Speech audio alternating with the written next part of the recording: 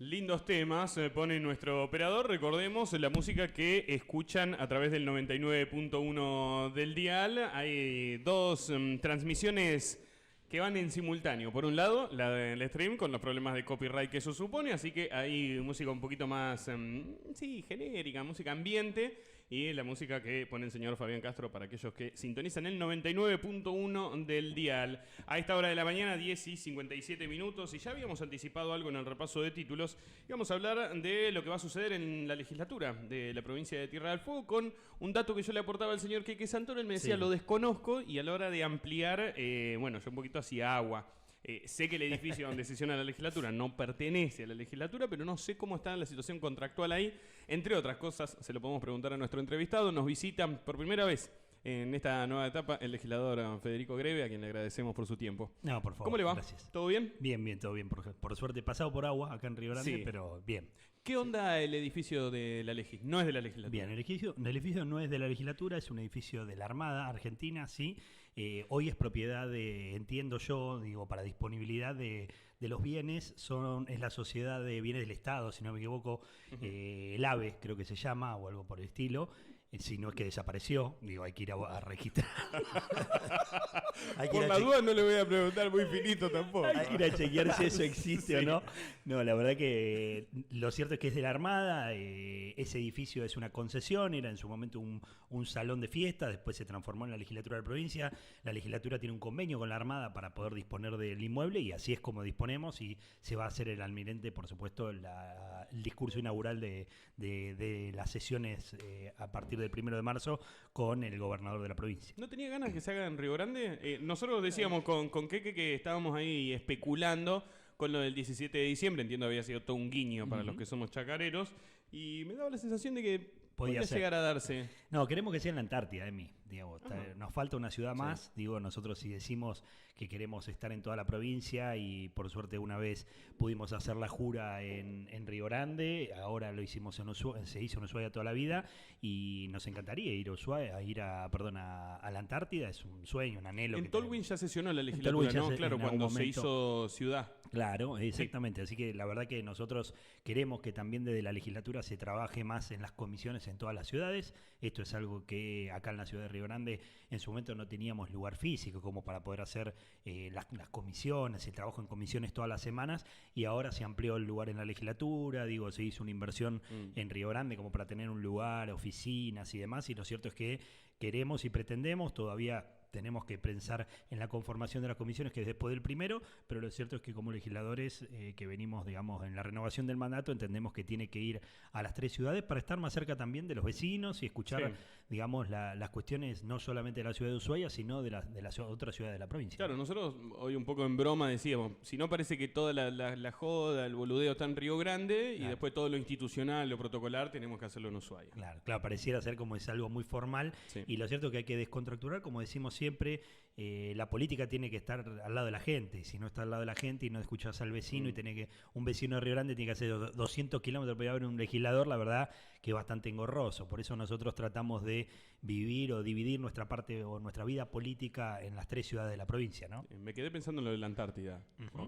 Saladito ir a sesionar la Antártida. Y mirá, la verdad que es territorio de la Tierra del Fuego, que después el gobierno nacional no quiera reconocer que es parte de la provincia, bueno, es un tema de ellos, esto está en la Constitución y está en nuestra conformación como provincia, con lo cual cualquiera que quiere venir a la Antártida debiera de pasar también, ¿no? O por el gobierno provincial. El gobierno provincial no es que solamente tiene una escuela, tiene el registro civil, tiene, profesionales que van, tiene científicos, tiene un montón de gente civil que vive en la Antártida y que ejerce su vida en la Antártida desde la provincia, ¿no? Y ya de cara a este viernes, Federico, ¿cómo esperan? ¿En qué contexto? Es un poco cantado decirlo, en qué contexto se puede llegar a dar el discurso del gobernador. Ustedes como parlamentarios, ¿cómo creen que se va a dar este escenario?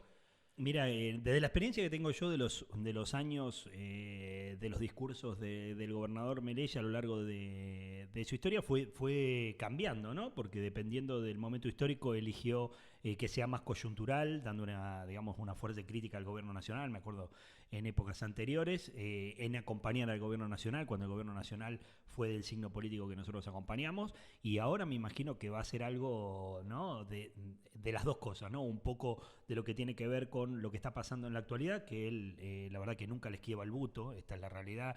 Melella, para bien o para mal, siempre toma una decisión y se hace cargo de la decisión y la lleva adelante, y va a explicar también, entiendo yo, lo que se tiene por política de Estado hacia el futuro, ¿no? Hacia un futuro inmediato que, como vos decías recién, depende de la coyuntura. La verdad que uno puede proyectar mucho, pero si no tiene certeza de qué es lo que va a pasar, vos vas a hacer una obra y hoy te sale 10 y en 3 meses vale 50, y la verdad que quién la va a poder pagar. Entonces hay que ser muy cauto en esto y ver cuáles son las políticas de Estado. Sí, habiéndolo escuchado al gobernador de la provincia más de una vez, nuestro gobierno provincial o el gobierno de la provincia se va a centrar, creo yo, en 3 ejes fundamentales que tienen que ver, por supuesto, con la salud. La salud pública, digo, salud pública privada, ¿no? No solo la salud pública para nosotros es todo el sistema de salud y los efectores de salud. Esto quiere decir obras sociales, todo lo que pasa con esta cuestión, porque es lo inmediato que va a suceder. Y lo otro, que es un eje fundamental, es lo alimentario. Digamos, ¿qué va a pasar con la gente que menos tiene, que no va a tener trabajo, que no va a tener ingresos, que no va a tener, y que cada vez el salario o el ingreso que vaya a tener cada vez menor? Entonces, la verdad que vos te podés poner a planificar un edificio, un montón de proyecciones de obras y demás, pero la realidad es que lo importante va a estar en la gente. Yo creo que los ejes, si vos me preguntás a mí, Gustavo, tiene un eje humano, principalmente, antes que todo lo otro, y lo cierto es que nosotros ponemos el acento en los empleados públicos, sabiendo que son funcionarios del Estado y que son empleados públicos que sirven a la gente, y siempre se los trató de la mejor forma posible, y si uno se va a lo privado, siempre se trató de ayudar al que menos tiene, a los desarrolladores chiquitos, a los emprendedores, para poder desarrollarse, y bueno, y siempre fue una política de Estado en el tiempo. Entonces me lo imagino de ese lado, ¿no? El discurso. Le genera, no digo temor, porque claro, el cuero está un poco curtido después de 4 años de gestión, pero comienzan a verse posiciones un poco más intransigentes de parte de algunos sindicatos. Puntualmente el SUTEF, hoy lo hablábamos con que tengo a mi hija en escuela pública, y la verdad el año pasado ha sido un dolor de cabeza. Todo hace suponer que la intransigencia que los caracterizó el año pasado va a estar otra vez sobre la mesa. Hablan abiertamente de convocar el lunes a un paro para que se movilicen los docentes. Entiendo no es el escenario ideal para sesionar, pero un poco cuál es la postura del bloque Forja en este sentido. La discusión es del Ejecutivo y la del Ejecutivo. ¿Ustedes un poco tienen la intención de mediar? La verdad que nosotros siempre hicimos todo lo posible para enaltecer y robustecer el magro ingreso que han tenido los docentes en nuestra provincia a lo largo históricamente, ¿no? Digo, desde la época de Fabiana Ríos hasta ahora, pasando por Bertone, fueron una de las partes del Estado, de alguna manera, más castigada o más relegada, por así decirlo, y esto es una realidad. Uno si no puede tapar el sol con las manos. Lo que se pudo dar como beneficio hacia el sector docente fue mucho, es un montón, y la realidad que incluso muchos de los docentes, y no hablo del SUTEF en particular, sino los docentes en general, hasta lo reconocen. Pero ¿qué es lo que sucede? Cuando uno arranca de una base muy, muy bajita de ingreso, por más que vos le des 100, 200, 1000%, es decir, nunca va a alcanzar el ingreso. Entonces, en una coyuntura como la de hoy, donde la inflación es galopante, donde la inflación es altísima, la verdad que obviamente uno entiende que exista el reclamo, uno entiende que es razonable que exista el reclamo, pero bueno, la coyuntura es igual para todos, y el ingreso de la provincia siempre es una misma bolsa, que es la que tiene que pagar todo lo que hay, y la verdad que entiendo yo que ningún sector tendría que tener un privilegio o de alguna manera un trato disparejo o distinto, pero bueno, es un tema del Ejecutivo. Uno como legislativo acompaña muchas de las medidas que se llevan. De hecho, hubo una retracción o una modificación de las leyes del tema de la jubilación docente que tuvo mucho conflicto, o tuvimos muchos reclamos de otros gremios, porque se les dio o se les devolvió de alguna manera algunos derechos que se le habían quitado en algún momento, y la verdad que esa es la postura de la legislatura, pero sin obviamente bancar la intransigencia. Mirá, si vos venís y me decís, che, voy a hacer un acuerdo salarial, y me venís y me pedís 3000%, y bueno, entonces no quería arreglar, decime, no quiero arreglar, y voy a tomar la medida de fuerza. Entonces cada uno tiene su postura. Me parece que dentro de todo después tiene que estar la racionalidad, y están los dirigentes, digamos tanto políticos como sindicales, estar en esta intransigencia, o no llegar a esta intransigencia de la que manifestás. Y en este sentido, Federico, vos mencionabas que se han dado una serie de reformas, sobre todo a fines del año pasado, y tiene que ver con esta famosa y polémica Ley 424, que primero se había aprobado, Sí. Distintos gremios docentes lo habían celebrado. ¿Pudiste conversar con el gobernador en los motivos quizás del veto, que también después generó un rechazo por parte de los gremios que quizás no se sientan a discutir en la mesa paritaria docente? Sí, la verdad que es una ley compleja, es una ley que en realidad nosotros lo manifestamos. Yo me reuní con Sí. todo el sector docente, no con el SUTEF, sino con todos los otros sectores docentes. Yo les expliqué cuál era mi postura desde el punto de vista jurídico, porque digo, yo tengo una opinión jurídica respecto Claro. de lo que tiene que ver con la representación, que bueno, obviamente después el Ejecutivo toma la decisión que tiene que tomar o que cree que es la mejor para la mayoría del sector docente, y fue vetar la ley, pero la realidad es que yo la acompañé con la convicción de que en realidad es un hecho jurídico de representación, digamos, sindical y paritaria. Si quien tiene la representación sindical y tiene la representación ante nuestro gobierno es reconocido, ¿por qué no puede participar de paritarias? Yo lo entiendo así, y por ser hombre del derecho entiendo que tiene que ser de esa forma, y por eso acompañé, por supuesto, el Ejecutivo con sus motivos y con sus razones que tienen que ver ya con la política y tienen que ver con la continuidad perdón, de las clases y con todo lo que tiene que ver con el gobierno, porque la realidad que cuando uno ejerce el gobierno se da cuenta que no es solamente seguir adelante con las políticas de Estado, sino poder convivir con esas políticas de Estado que no perjudiquen a un sector o que no, de alguna manera no beneficien de más a otro sector. Lo cierto es que uno tiene que ser fiel en esto y tratar de ser lo más parejo posible. No puede contentar a todos, esto es una realidad. Digo, si uno da un aumento salarial, por supuesto va a haber un montón de gente que no lo va a acompañar. Si uno hace una medida pública y hace un sector o un centro de salud en un lugar, no lo puede hacer en otro. Tuvimos la oportunidad de hacer una cárcel, ¿se acuerdan? Una unidad de detención en Ushuaia, y la gente de Ushuaia se recontracalentó y dijeron, che, mándenla a Tolwyn. Claro. ¿Viste? Como si fuera, pará. No la hacemos en Ushuaia, hagámoslo en Tolwyn. ¿Qué pasa? ¿Por qué la tenemos que hacer en Tolwyn? Si es la gente de Ushuaia. Bueno, ese tipo de cosas, cuando uno empieza en el gobierno y está en las decisiones de gobierno, bueno, tiene que ver cómo las toma, y bueno, cuando toma una decisión, tiene que bancar la decisión con ese fundamento. Y si hablamos de toma de decisiones, que sobre todo que hacen calentar a varios, pensemos que hace poquito más de 2 meses la legislatura declaró la necesidad de reformar la Constitución de la provincia de Tierra del Fuego. Reitero, pasaron más de 2 meses.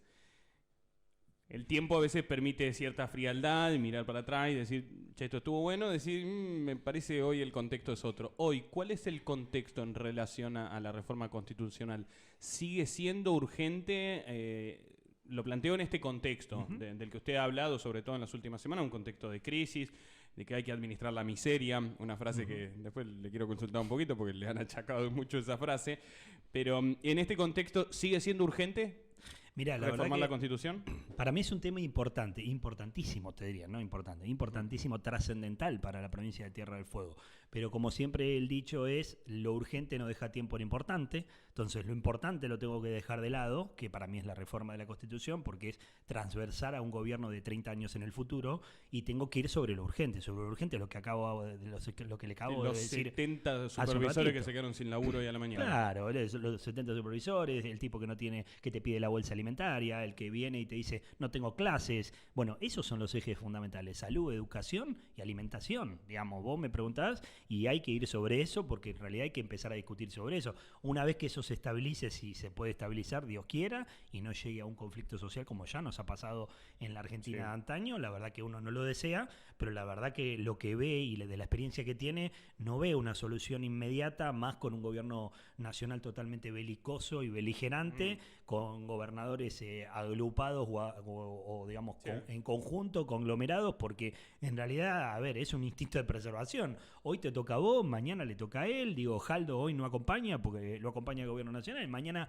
Jaldo está en contra y lo van a cortar a Jaldo. Entonces, la verdad que es un instinto de preservación. Digo, el sistema federal nuestro, el sistema republicano, implica que cada uno de los gobernadores llegó a las provincias electo por la elección popular y directa de la gente. Acá no hay un gobernador o un presidente que tenga más poder que el otro. ¿Es un sistema federal? Sí. ¿Es un sistema de, ¿cómo se llama? Solidario? Sí. ¿De distribución de ingresos? Sí. Pero la realidad es que después cada provincia tiene su independencia para administrar como quiere y como debe, y por eso hay 10 provincias que tienen un signo político, las otras tienen el Frente de Todos, hay algunos con signos provinciales, y la verdad que ese es el crisol con el cual la Argentina tiene que vivir y tiene que continuar en la vida democrática. Sin solución de estas urgencias, ¿no hay reforma constitucional? Mira, yo no me animaría a decir eso. No lo planteo en términos colectivos, lo planteo en términos personales. Digo, si no se solucionan estos parámetros, ¿están dadas las condiciones para que Federico Greve se siente y le diga a la gente, che, hay que reformar esto? Que es importante? Lo que pasa es que yo te podría decir que algunas de las reformas constitucionales van de la mano con solucionar problemas urgentes históricos de la Tierra del Fuego. Entonces, la verdad que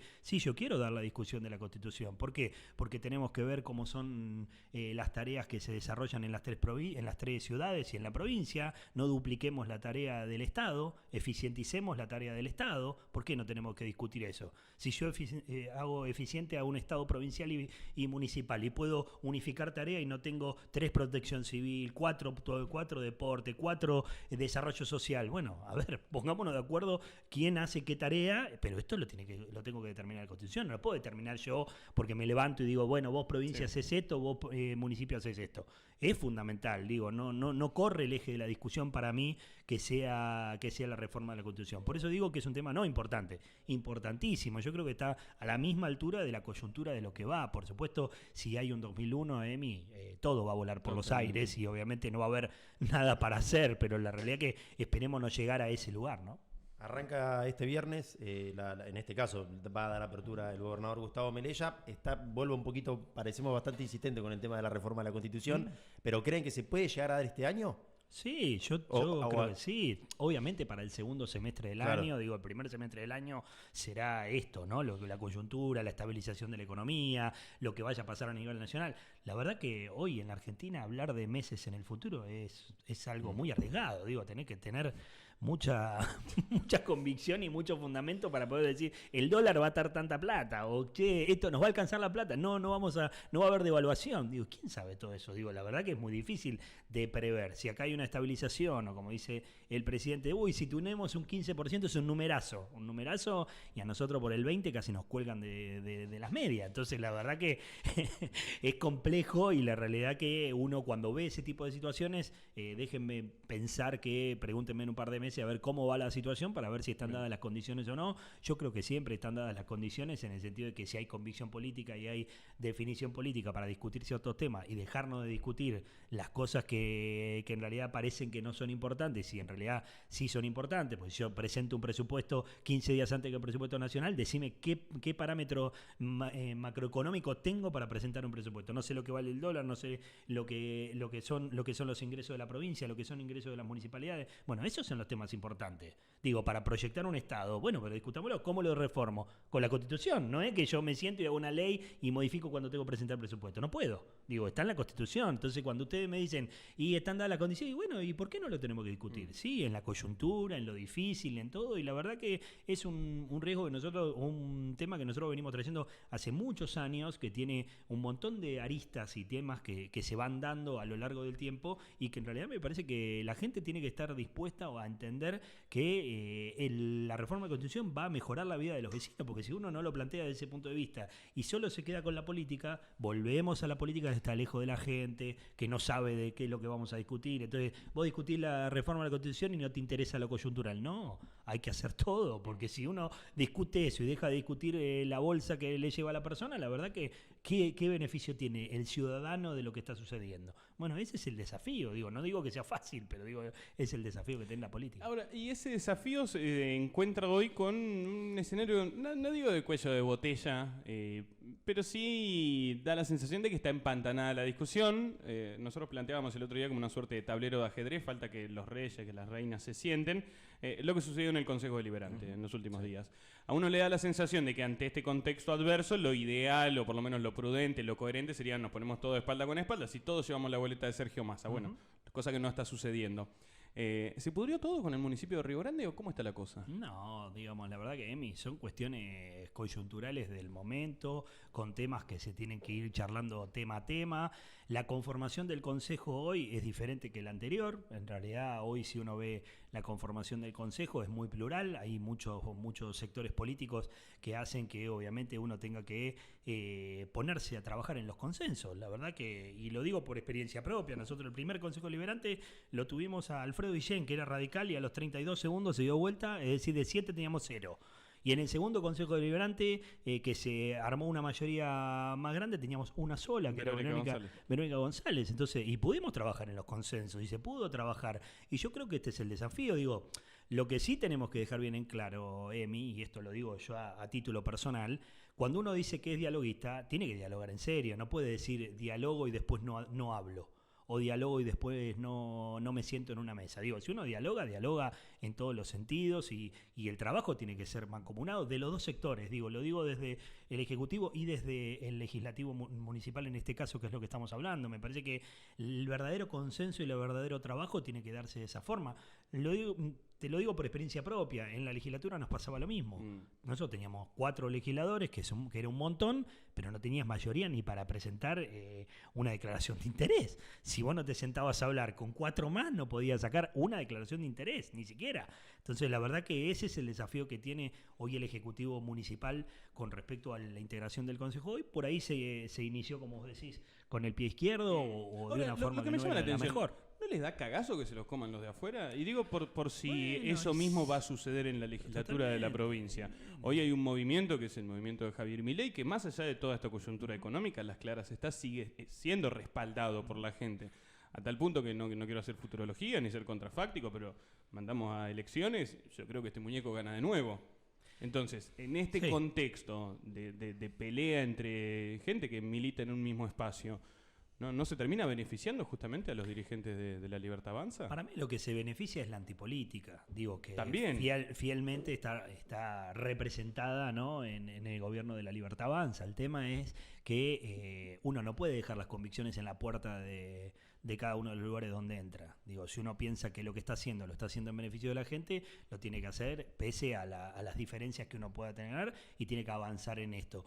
Lo cierto es que, y hago el análisis que hacía Cristina Fernández en su documento de 30 páginas que le explicaba a la Argentina. El gobierno de Javier Milei, si bien ganó con el 56% de los votos, solo el 30% de los votos fue el que él mantuvo a lo largo de las elecciones, ¿no? Porque sacó el 30% en el balotaje, sacó el 30% en la primera vuelta y sacó después, digamos, al final de todo, saca el 56%. Pero la realidad que es el 30% de esta gente que lo acompaña, y coincido con vos que por ahí tiene la misma fuerza política de la gente que lo acompaña, el 30% del juego de los tercios que puede llegar a tener la política. 30% lo quiere, el 30% no lo quiere, el 30% lo tenés que convencer para que te quiera o no te va a querer. Pero la realidad que ese juego de tercios se va a dar en todo, y creo que en cualquier elección hoy tenemos una franca división de tercios, y en realidad el que salió menos beneficiado de esa elección fue ni más ni menos que el PRO. ¿Sí? O Cambiemos, que Patricia Bullrich llegó a sacar el 23% de los votos. Entonces, ¿quién tuvo una merma de votos? Y fue el gobierno de Cambiemos. ¿Y hoy qué es lo que pasa a nivel nacional? Hay un acuerdo político entre el gobierno de Cambiemos y el acuerdo de Milei. Un acuerdo no escrito. ¿Sí? Un acuerdo que no le dijeron a la gente, che, vamos juntos y vamos a la elección. Más bien todo lo contrario. Claro, fue un acuerdo. Somos enemigos. Claro, no nos queremos y ahora gobernamos juntos para nosotros, las corporaciones y los que más tienen. La verdad que eso, para mí, esto se lo va a hacer saber la gente, y yo creo que hay mucha gente en general del pueblo, y no solamente en la Tierra del Fuego, sino en la Argentina, que está empezando a entender cómo es la lógica de este gobierno. ¿Cuándo lo van a terminar de entender, chicos? Cuando en realidad empiece a apretar el zapato. Antes no. Antes no, porque yo te puedo decir a vos, no, Milei es malo, hizo esto, lo otro, pero hasta que no tenga, digamos, a título personal, que no pueda pagar el colegio de los nenes y pasen 3 meses y no lo pueda pagar, ¿sí? Hasta cuando tenga que darse de baja en la prepaga porque no la pueda pagar y tenga que ir a una obra social o tenga que volver a su obra social. Y cuando no le pasen hasta que no le pasen ese tipo de cuestiones, no va a cambiar de postura. porque la realidad es que hasta que uno no lo vive, este tipo de cuestiones, uno le puede decir 50 veces, che, te va a pasar esto, te va a pasar esto, y no lo va a cambiar. La realidad es que lo va a cambiar cuando la gente lo viva. Entonces, desgraciadamente, hay muchas cosas que hay que vivenciarlas y de alguna manera tener la experiencia propia para poder cambiar. La última, legislador. Fue muy criticado en las últimas horas por un título que salió publicado en un diario, no quiero mencionar mal el diario, creo que es Provincia 23, Sí. donde usted decía vamos a tener que administrar miseria. En principio, preguntarle si lo sacaron de contexto, si Sí. fue demasiado escandaloso quizás el título, Sí, o por demasiado ahí pesimista. Y los títulos son como tienen que atraer, y la realidad que la conversación se daba en esto que les hablaba hace un ratito a ustedes. ¿Cuál es el objetivo del gobierno? Claro, pero provincial? preguntarle si en realidad ese es su pensamiento estrictamente No, pesimista, no. o bien si entiende que se le Para puede encontrar nada. la vuelta. Yo creo que se le puede encontrar la vuelta, porque de eso se trata y de eso es lo que tiene que hacer el Ejecutivo con los legisladores y poder empezar a tener las herramientas necesarias para poder salir de esta crisis, o de una crisis que es inminente que pueda llegar a tener el pueblo fueguino, y me parece que hay que tener todas las herramientas necesarias para poder llevarlo adelante. Lo que sucedió fue que en ese contexto, cuando uno le dicen, che, no vas a tener recursos, no vas a tener ingresos, te van a sacar las regalías, ¿y qué vamos a administrar? Vamos a administrar los poquitos recursos que pueda producir el gobierno de la provincia de Tierra del Fuego, recordando que el 80%, perdón, el 70%, un poquito menos del 70% es coparticipación, y el 30 y pico por ciento, casi el 40%, es ingreso genuino. Entonces vos tenés un ingreso que automáticamente, si tenés que administrarte con lo que vos tenés el 40% de lo que ganabas. Entonces, por eso uno dice, el periodista dijo, bueno, tendrían que administrar la miseria. Bueno, en realidad, administrar lo poco que nosotros tenemos. En el peor de los casos, si no existiera ningún tipo de coparticipación, que es totalmente ilegal, por supuesto, ¿no? Y quiero dejar bien en claro que no es que el gobierno nacional le da el 70% a la Tierra del Fuego por una dádiva de lo que de una liberalidad. Es lo que le corresponde por un sistema federal, de una ley federal de distribución de coparticipación federal, con lo cual es lo que le corresponde a cada una de las provincias recibir por lo que se cobra de impuestos, por lo que se cobra impuestos directos del IVA, por lo que se cobra impuestos y regalías nacionales. La verdad que hay un montón de cuestiones que, obviamente, cuando uno no se quiere meter en lo técnico, pero cuando ingresa determinada plata, menos de la que tenía, y bueno, empieza a administrar y empieza a decir, che, a este proveedor no le pago, a este proveedor lo espero 2 meses, pero ¿a qué le vas a decir a la persona que le das la bolsa de comida? Le vas a decir, no, espera, este mes no comas porque el mes que viene voy a tener plata para pagarte. No, vas a dejar de hacer otra cosa esencial e importante para poder darle la bolsa y el módulo a la persona que necesita. Por eso hablamos de la miseria y el problema que puede llegar a haber con la falta de recursos. Legislador, gracias por venir. No, por favor, gracias a ustedes. Muy lindo el lugar, los felicito, la verdad que por la iniciativa, por el trabajo. Sé que son gente seria y gente joven que está buenísimo, y los felicito por el emprendimiento y lo que llevan adelante. Gracias. El legislador Y gracias por la factura. Gracias por la factura. Ya podemos también. decir que es Sí. el primero del día, que cayó sí, sin las manos vacías. Sí, el problema Sí. es que viene acompañado el señor Greve, generalmente su 2 que anda por ahí, y le cuesta meter la mano en el bolsillo. El otro día vino y Tiene mala fama. le comió las facturas a Walter Ruiz. Pobre Walter. Le comió la factura a Walter Ruiz, le había comprado 6 medialunas, una miseria, y el 2 de Greve andaba con hambre. Bueno, gracias, legislador. Muchas gracias a ustedes. El legislador Federico Greve o era el jefe de la bancada de Forja, mire, lo iba a presentar así. ¿Cómo queda eso? Sí. ¿Es? Presidente. Sí. Es a pesar, pero el jefe de la bancada en la legislatura no. Claro, en la legislatura. En la el legislatura presidente sigue del bloque. siendo. Bien, a pesar de que lo mandaron tercero ahí en la lista. Y bueno, pero son cuestiones de la política. El legislador Federico Greve, aquí en los estudios de la radio. 11 y 24 minutos, en breve pausa. Dale. Ya venimos.